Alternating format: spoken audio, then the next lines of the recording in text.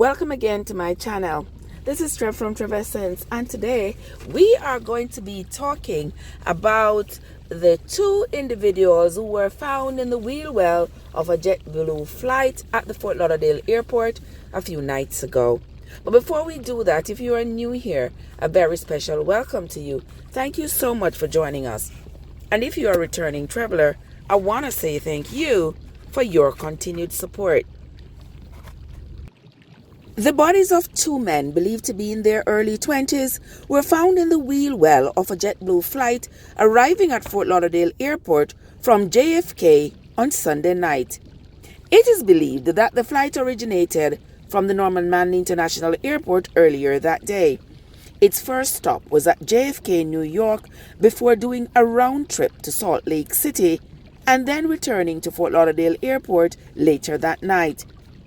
During a routine plane inspection by the pilots, both bodies were discovered.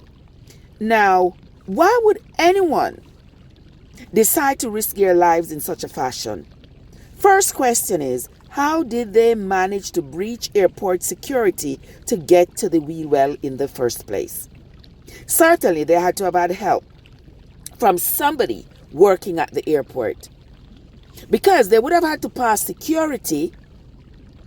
They would have had to be given access to the tarmac, and certainly they would have had to be given access to the wheel well. So somebody must have helped them. And I'm not sure why, when somebody was helping them to do this, they did not tell them that their trip was not going to be survivable. Because first of all, there's a risk of being crushed as the wheels fold up after takeoff.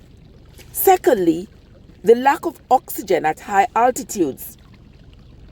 When you can't get oxygen and you're that far up in the air, you're going to become hypoxic, probably get a seizure, become unconscious, and eventually die.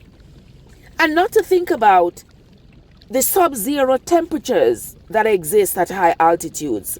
Even if you are thinking that, oh well, Jamaica is warm, I'm in a tropical area, you're not going to remain in Jamaican airspace.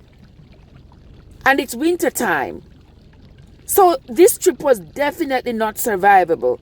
And we have seen or heard of stories before where people have tried to stow away in wheel wells.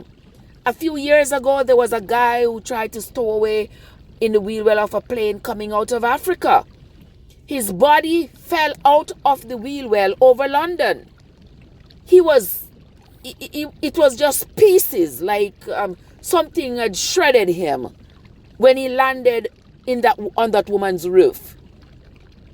So this is not something that you should consider doing, because it is not survivable.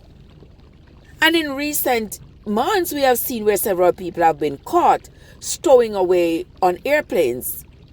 We have found people stowing away in the bathroom, people stowing away, go take a seat and they don't have a ticket, and also people stowing away in the wheel well.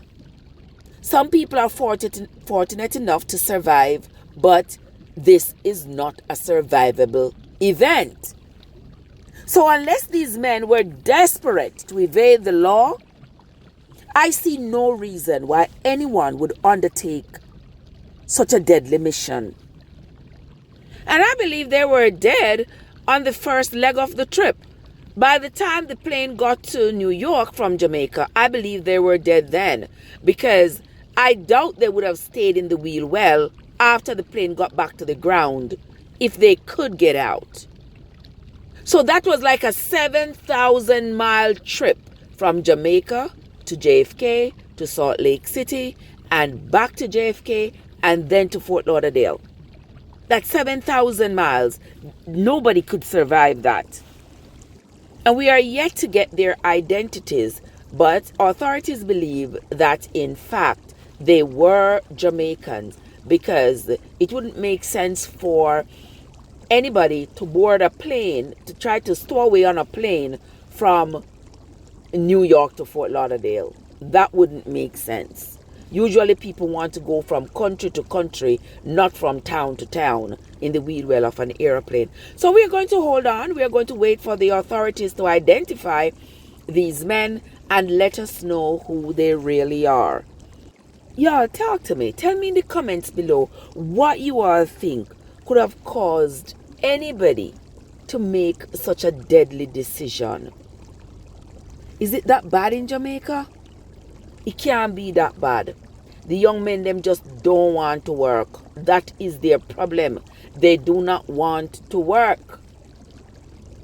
Everybody want to floss and endorse. They want money to spend, but they do not want to work. And when they commit crimes, they don't want to suffer the consequences. So, y'all talk to me in the comments and tell me what you all think caused these people. And that's going to be it from me for today. Until next time, this is Trev from Trev Essence, where your journey matters.